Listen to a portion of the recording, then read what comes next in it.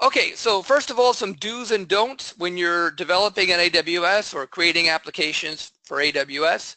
Always create an IAM user for yourself, right? You're going to use that for being able to write code that uses the SDKs. Assign a permissions policy for yourself, and since you're a developer, you may not really know exactly what permissions you need for what particular services, and it's okay in most environments to go ahead and give yourself fairly broad permissions as a developer. This way you can leverage lots of different AWS services and not be locked in. Now, usually what companies will do, particularly companies of a medium or large size, is they want their developers to have lots of permissions so that they can be flexible and do what they want.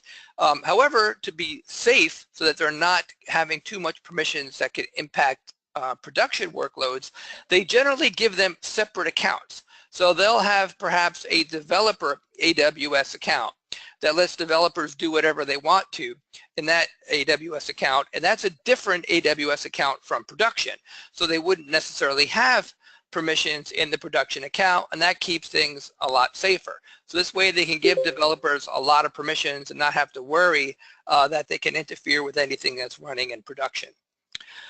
Okay, so once you create a user and assign a permissions policy, then you need to download the credentials, and I'll show you that, but you really have to have credentials because when you're developing your application, your application needs to make API calls to AWS. And when it makes those API calls, it has to sign them with a set of credentials. So you have to have the credentials available to your development environment.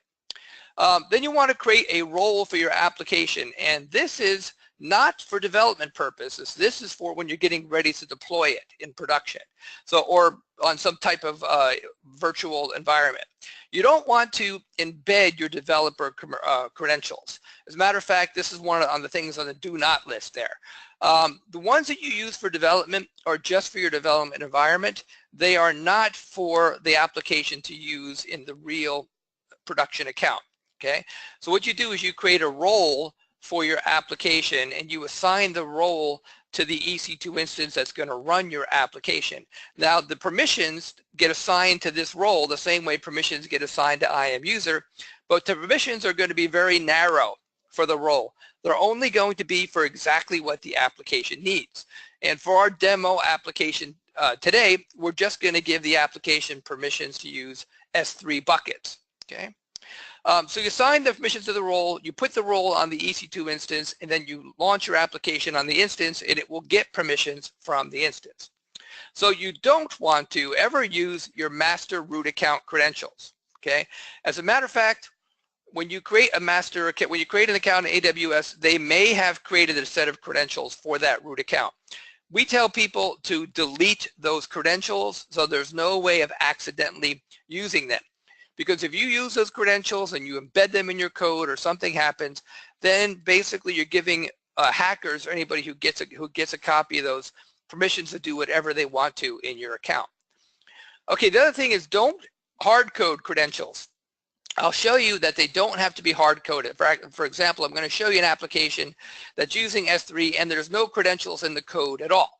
So you don't want to embed credentials in the code because sometimes code makes its way up into GitHub. Don't ask me how, but sometimes developers, they like to show off their work and they post it on their GitHub account and in a public repository, and guess what? Hackers can get it from there. So don't put your credentials in your code and certainly don't put them on GitHub. Okay, so let's start with our first demo for today. As a matter of fact, there's going to be a lot of demos today, so we're going to be going like that. We're going to have a couple slides, then show you something, and then a couple slides, and then show you again.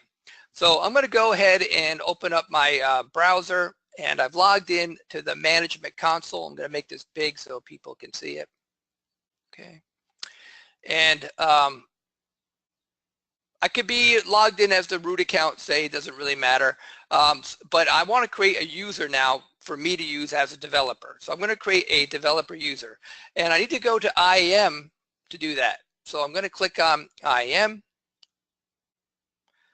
right, and then you'll see over here, once I'm in the IAM service, I've got the choice of groups, users, roles, policies, all these different sections where I can create entities for IAM. So I'm going to create a user, so I'm going to go under users, right? And then I'm going to say add user. And for this purpose, for our purposes today, I'm just going to create a user called demo developer. Right? And down here is where we decide what type of access we want to give this IAM user. Now, there's two types. The programmatic access is the credentials, and we're going to need that. So our application, our development environment is going to need that, so we have to enable that. The other choice is whether or not we want this user to be able to log in to the management console, which we are right now. In some cases, you maybe don't want that. But you have to have some permissions here to either have programmatic access or management console. They make them check boxes so that you can select both, but definitely an invalid option would be nothing, because if you don't give programmatic access or console access to this user, they won't be able to do anything. So just so you can see how it works, I'm going to give both permissions. Right, and then you can type in a password if you want to create your own password, and then you just give it to the user to use. Okay, I'm going to click on Next Permissions. Right, then at this point, what I want to do is create a group, because I'm going to have a developers group that I want to manage permissions on instead of on individual. Hold on, she's going to mute that in a second there. Rand, can you mute that user? Thank you. Sure, one second.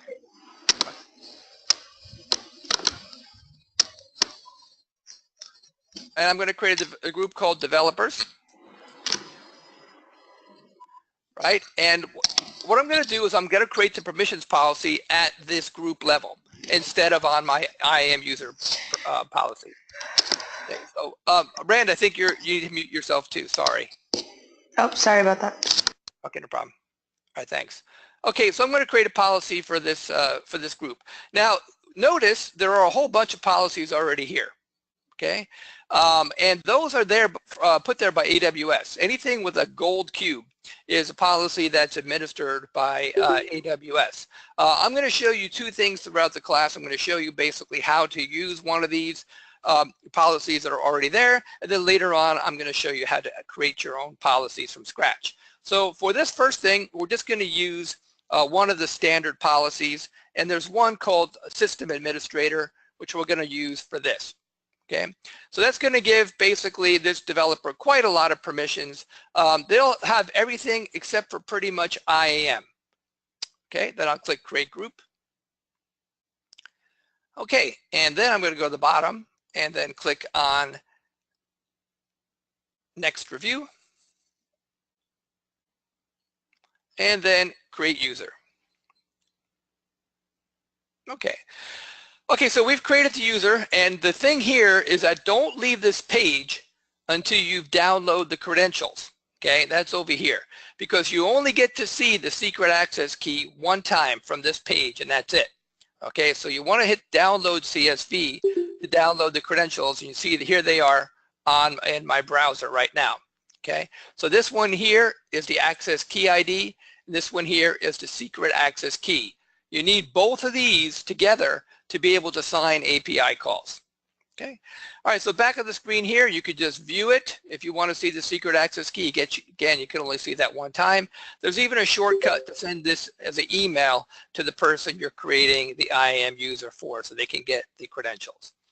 Okay, so we're going to finish with this. Now, before I go on, I forgot to mention earlier that anything I'm doing here, you can be able to copy this in your own AWS account. So if you don't have your own AWS account, I suggest that you get one, aws.amazon.com/free. You could create your own account and then do the same things I'm doing here, or if you have access to an account right now, you could reproduce the demonstrations on your own time after you watch the video a couple of times. Okay, so then we've created a developer, okay, and I've downloaded the credentials. Okay, so they're actually right here in my thing. All right, so what do we do with them? Well, they are actually supposed to be stored on a file on your desktop.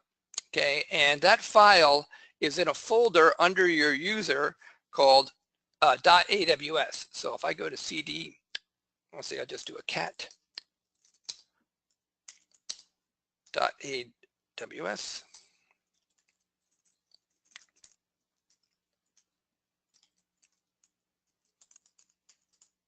There's the file. Okay, so this is where you store your file, your credentials. Now you see how there's default and some other ones. You could have multiple profiles.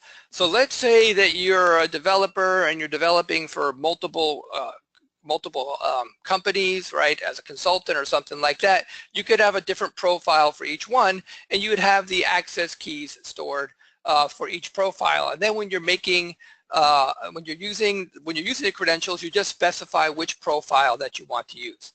Okay, so those credentials that I downloaded before, they would get copied into this folder, to this file right here. And things like the Java SDK, they can read the credentials straight from here. So when you're developing in, say, Eclipse, it will read the credentials straight from this file. Okay.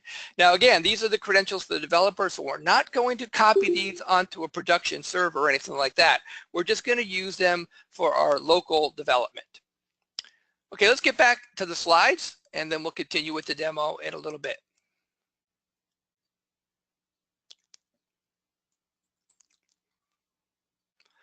Okay, so as I was saying, you want to keep your credentials in a file on your desktop, and they're traditionally stored in .aws/credentials. On a Linux, Mac, or Unix, it's going to be, the home directory .aws. Another place you could put credentials is in environment variables.